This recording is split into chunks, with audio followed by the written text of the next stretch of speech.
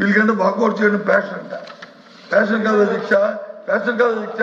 వినండి వినండి, దయచేసి కోపుకుని వినండి.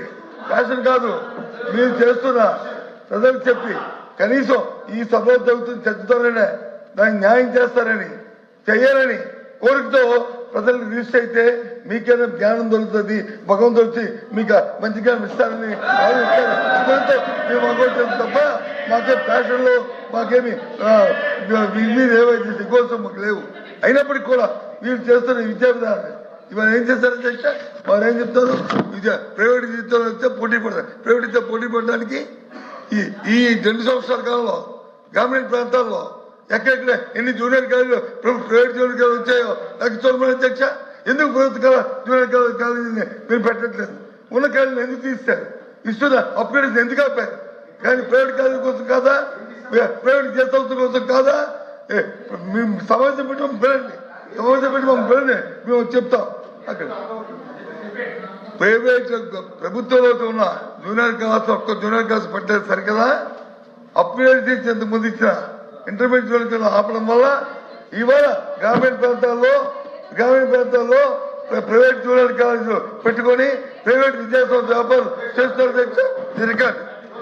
కాబట్టి వీటికన్నిటి దృష్టిగా మీరు వాకౌట్ చేస్తారు.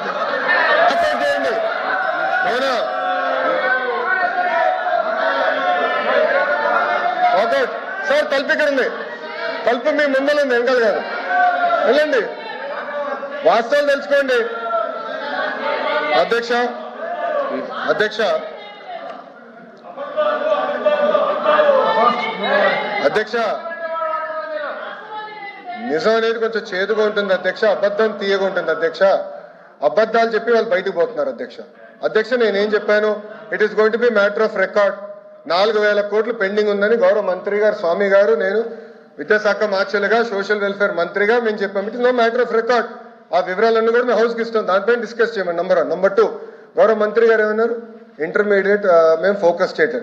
70,000 మంది విద్యార్థులు ప్రభుత్వ జూనియర్ కాలేజీలో పెరిగారు అధ్యక్ష. అది ప్రభుత్వానికి ఉన్న చిత్తశుద్ధి. బొత్స గారు మాట్లాడుతున్నారే, వాళ్ళ అధికారులు ఉన్న 5 సంవత్సరాలు కనీసం పుస్తకాలు ఇవ్వలేదు అధ్యక్ష. ఇంటర్ పిల్లలకి పుస్తకాలు ఇవ్వలేదు, బ్యాగ్స్ ఇవ్వలేదు, మధ్యాహ్న భోజన పథకం వాళ్ళు రద్దు చేసిపోయారు అధ్యక్ష. వాళ్ళు మమ్మల్ని అడిగే నైతిక హక్కు లేదు అధ్యక్ష. మధ్యాహ్న భోజన పథకం మేము అమలు చేస్తున్నాం, ఇంటర్ పిల్లలకి పుస్తకాలు మేము ఇస్తున్నాం. ఇంటర్ పిల్లలకి ఇప్పుడు సెపరేట్ గా ట్రైనింగ్ ప్రోగ్రామ్ పెట్టి 100-day యాక్షన్ ప్లాన్ పెట్టి 10th క్లాస్ పిల్లలకి ఇంటర్ క్లాస్ పిల్లలు పెట్టి ప్రైవేట్ రంగంతో ధీటుగా మేము పోటీ పడాలి లక్ష్యంతో మేము ఉన్నాం అధ్యక్ష. అది మా లక్ష్యం అధ్యక్ష. వాస్తవాలు వినకుండా వాకౌట్ చేస్తాను. అదే నేను వాళ్ళకి ఫ్యాషన్ అధ్యక్ష, ఫ్యాషన్ అందమో ఫ్యాషన్ అందమో నాకు తెలియదు అధ్యక్ష. ప్రతి దానిపైన వాకౌట్ చేస్తారు, మీరు గమనించండి దయచేసి. ప్రతి దానిపైన ఈ తలుపు నుంచి వెళ్తారు, హాయిగా టీ తాగుతారు, మళ్ళీ అదే తలుపు నుంచి ఇటు వచ్చి ఇక్కడ కూర్చుంటారు. అరే నిజంగా చిత్తశుద్ధి ఉంటే సమాధానం చెప్పుండొచ్చు. మాకు చిత్తశుద్ధి ఉంది కనుకనే ఈరోజు మేము నుంచుని మేము సమాధానం ఇవ్వగలుగుతున్నాం. సమస్యలు ఉన్నాయి లేదా నేను అన్నట్లా, కానీ వినేదానికి సిద్ధంగా ఉన్నాం, పరిష్కరించడానికి సిద్ధంగా ఉన్నాం. గతంలాగా నోరు మూసేదానికి కాదు మేము ఇక్కడ ఉంది, మేము చర్చించేదానికి ఉన్నాం అధ్యక్ష. పరదాలు కట్టుకుని మేము తిరగట్లేదే. ఈ రోజు మేము అసెంబ్లీకి వస్తున్నారు, గౌరవ ముఖ్యమంత్రి గారు వస్తుంటే ప్రజలు నవ్వుతా చేయి ఊపుతున్నారు. గత ముఖ్యమంత్రి గారు పరదాలు కట్టుకుని పోలీసులు పెట్టి 3,000 మంది పోలీసులు పెట్టేవారు ఈ రోడ్ల పైన. ఒక యుద్ధ వాతావరణం వచ్చినంత ఫీలింగ్ ఉండేది. ఇప్పుడు ప్రశాంతంగా హాయిగా తిరగెళ్తున్నాం. ఇది మా ప్రభుత్వానికి ఉన్న చిత్తశుద్ధి అధ్యక్ష. అధ్యక్ష మీరు దయచేసి ఎల్ఓపి గారిని రమ్మని చెప్పాలి అధ్యక్ష. ఇష్యూ మేము డిస్కస్ చేయాలి అధ్యక్ష. ఆయన ఆరోపణలు చేసి బయటకు వెళ్తాం కాదు, it is matter of record. మా దగ్గర ప్రూఫ్ ఉంది. ఇంటర్ గురించి ఆయన ఆరోపణలు చేశారు. 70,000 మంది విద్యార్థులు పెరిగినాయి అధ్యక్ష. వాళ్ళ అధికారులు ఉన్నప్పుడు 12 లక్షల మంది విద్యార్థులు ప్రభుత్వ పాఠశాలకు దూరం అయ్యారు అధ్యక్ష. ఇవన్నీ ప్రశ్నించే హక్కు నాకు ఉంది అధ్యక్ష. ఆయన సింపుల్ గా వాకౌట్ చేసి పారిపోతున్నారు. రమ్మని చెప్పండి అధ్యక్ష. చిత్తశుద్ధి ఉందంటే చర్చించాలని, హౌస్ కి రమ్మని చెప్పాలని మీ తరఫున కోరుతున్నాను అధ్యక్ష. క్వశ్చన్ నెంబర్ 14257 మంగళపూడి అనితి గారు, హోమ్ మినిస్టర్. అధ్యక్ష మొదటి ప్రశ్నకి సమాధానం అవునండి. రాష్ట్రంలో పెరుగుతున్న సైబర్ నేరాలను అరికట్టడానికి ప్రభుత్వం ఒక సమగ్ర బహుముఖ వ్యూహాన్ని అమలు చేస్తున్నది.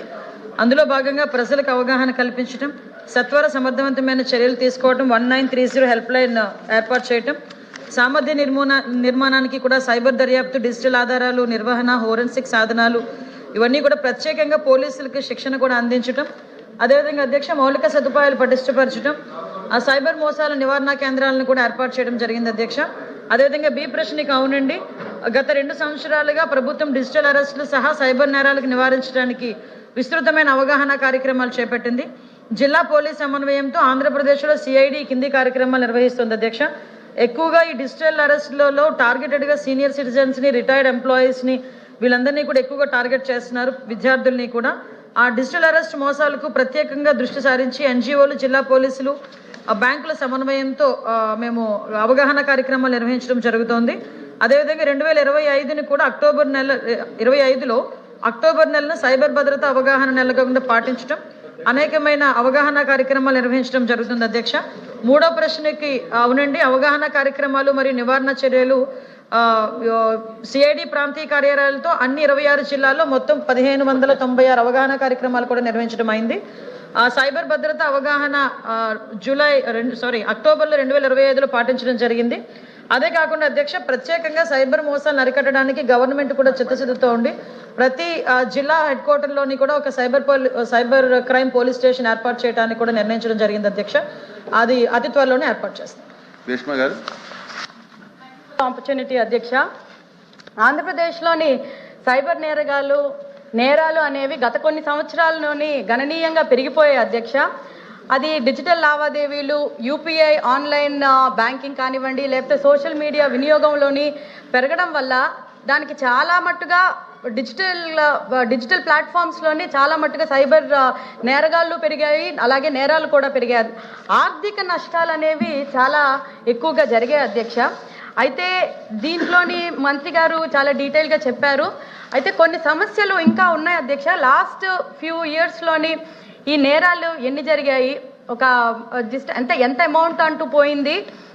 ప్రజలు ముఖ్యంగా సీనియర్ సిటిజన్స్ కానివ్వండి, లేకపోతే కొంచెం ఈ సాఫ్ట్వేర్లో పనిచేస్తున్న వాళ్ళకి చాలా ఎక్కువగా ఎఫెక్ట్ అవుతున్నారు అధ్యక్ష. ఎందుకంటే ఒక మెసేజ్ వచ్చింది అనుకోండి, అది ఓపెన్ చేయాలా వద్దా తెలియదు. కొంతమందికి సీనియర్ సిటిజన్స్కి టక్కన ఓపెన్ చేసేస్తారు, దానిలో టక్కన మొత్తం అంతా బ్యాంక్ క్లియర్ అయిపోతుంది.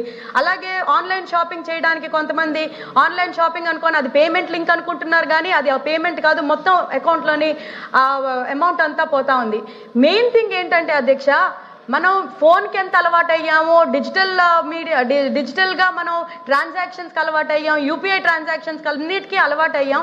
ఇలాంటి పరిస్థితుల్లోని ఈజీ ఆఫ్ లివింగ్ అయితే అయ్యింది, కానీ సైబర్ నేరగాల్ని పట్టుకోవడం చాలా కష్టం అయిపోయింది అధ్యక్ష. ఇది చాలా రిస్కీ ఫ్యాక్టర్, ఎందుకంటే వాళ్ళు కొన్ని మార్ఫ్ చేసిన అకౌంట్స్ క్రియేట్ చేస్తారు, అలాగే వాళ్ళ దగ్గర నుంచి ఇంటర్నేషనల్ అకౌంట్స్ కూడా చేస్తారు. కొంచెం మనం అది ఒక్క బటన్ ప్రెస్ చేసినా పోతుంది.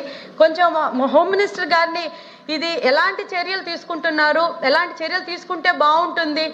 గత ప్రభుత్వం సంగతి నేను ఇంక మెన్షన్ చేయదలుచుకోలేదు అధ్యక్ష, ఎందుకంటే డబ్బులు పోయిన వాళ్ళు ఎలాగ పోయి ఎంత రికవరీ అయింది కూడా ఒకసారి మెన్షన్ చేస్తే బాగుంటుంది అధ్యక్ష. Thank you for the opportunity. Cyber నేరగాళ్ల కార్యక్రమాలు ఉగ్రవాదులు, తీవ్రవాదుల కంటే తీవ్రంగా ఉన్నాయి అధ్యక్ష. కనబొచ్చే ఉగ్రవాదులు, తీవ్రవాదులతో సైన్యం కానీ పోలీసులు కానీ పోరాడుతున్నారు. ఈ కనబరాని సైబర్ నేరగాళ్ల ఉచ్చులో పడి అమాయక ప్రజలు, అంతేకాకుండా తెలివిగల వారు కూడా ఆర్థికంగా ఇబ్బందులు పడుతున్నారు అధ్యక్ష.